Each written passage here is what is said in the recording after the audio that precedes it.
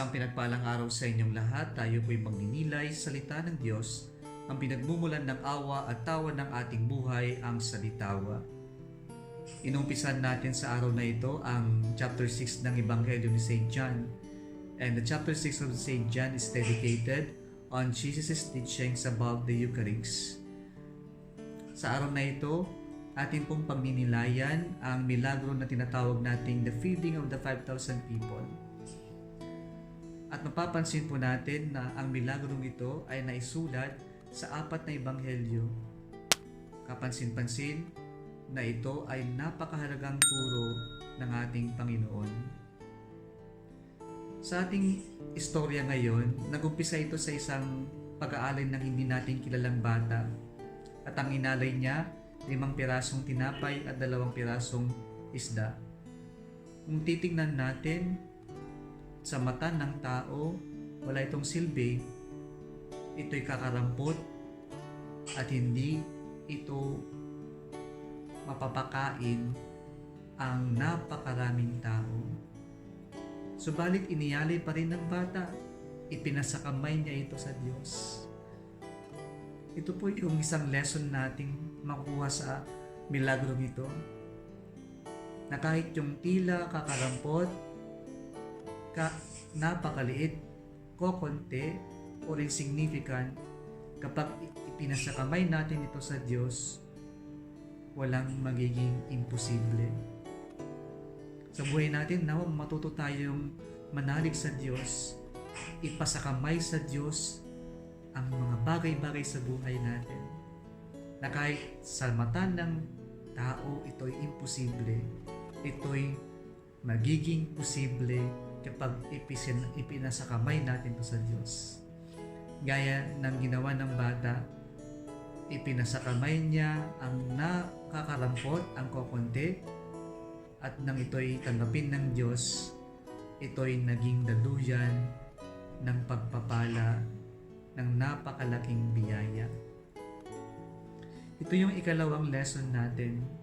Yung simple act of generosity ng bata became an instrument or channel of an avalanche of graces. Kaya po yung tila nakarampot na pag-aalay ng bata ay naging daluyan ng napakaraming pagpapala. Kaya po sana wag tayong matakot magbigay. Wag tayong matakot na ialay kung ano man yung mayroon tayo. Sapagkat kapag iniyalay natin ito at ibinahagi natin ito, kahit yung tila kakarampot, walang silbing pag-aalay natin, ay nagiging inspirasyon para dumaloy ang napakaraming pagpapala. At nasaksihan natin ito nung COVID-19, nung pandemya, nung nagtulungan tayo kahit yung kakarampot na pag-aalay natin, yung nagumpisa ng mga pagbibigay, ng mga iniaalay, pakain sa mga ibang tao.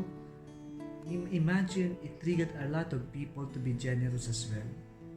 Kaya sana yung ating ginagawang kabutihan, yung ating ginagawang mabuti ay maging inspirasyon, magkaroon ng ripples of so many acts of generosity to other people, to our brothers and sisters.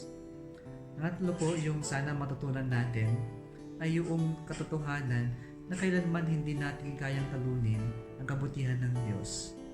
Yung kakarampot na iniyalay ng bata, noong tinanggap ng Diyos, ay sinuklihan niya ito ng napakarami at napakain ng lahat. Sana po ito yung ating panghawakan, na bawat pag-aalay natin sa Diyos, laging mayroong bumabalik. Hindi yung umaasa tayo, pero hayaan natin ang Diyos na suklian yung kabutihan natin ayon sa Kaniyang pamamaraan, ayon sa base ng pag-iisip ng Diyos. Sapagkat nakakasiguro tayo, kapag ang Diyos ang nagbigay, laging siksik, tiglig, umaapaw. Hindi natin matatalo sa kabutihan ang Diyos.